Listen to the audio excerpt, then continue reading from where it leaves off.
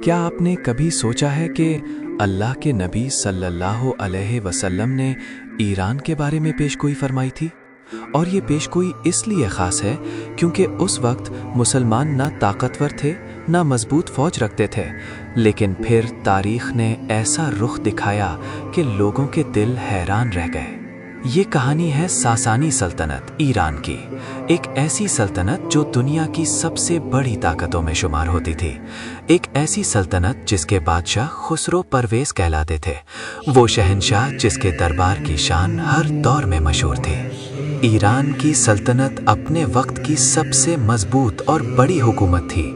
इनके लश्कर, खजाने, गर्जदार महलात, सब कुछ दुनिया भर में मशहूर थे। इस ज़माने में जब इस्लाम ने अपना पैगाम फैलाना शुरू किया तो मुसलमान ना सिक्की थे ना बड़ी फ़ौज रखते थे और हर तरफ इनके दुश्मन थे। मगर अल्लाह के रसूल सल्लल्लाहु अलैहि वसल्लम की बातें हमेशा सच साबित हुईं। एक दिन नबी सल्लल्लाहु अलैहि वसल्लम ने फैसला फरमाया कि इस्लाम का पैगाम के बड़े बादशाहों तक जाए। एक ख़त भेजा गया खुसरो परवेज़ के नाम, जिसमें उसे इस्लाम की दावत दी गई। जब वो ख़त दरबार में पहुंचा और खुसरो ने उसे पढ़ा तो उसने न सिर्फ बुरी निगाह से देखा बल्कि गुस्से में वो ख़त फाड़ दिया। इस हरकत ने दुनिया की तारीख बदल दी। जब ये खबर मदीना पहुंची तो नबी सल्लल्लाहु अलैहि वसल्लम ने एक बहुत ही मानी खेज बात फरमाई, अल्लाह उसी की सल्तनत को भी टुकड़े टुकड़े कर देगा। ये पेशगोई उस वक्त नामुमकिन सी लगती थी क्योंकि खुसरो की ताकत देखने वालों को लगता था कि वो हमेशा बादशाह रहेगा। चंद ही सालों में ऐसा हुआ जिसका तसव्वुर भी मुमकिन था। खुसरो परवेज़ के बेटे ने बगावत कर दी, बादशाह को तख्त से हटा दिया गया और बिलाखिर वो अपने ही बेटे के हाथों अपनी जंजीरों में कैद हुए और वफात पा गए।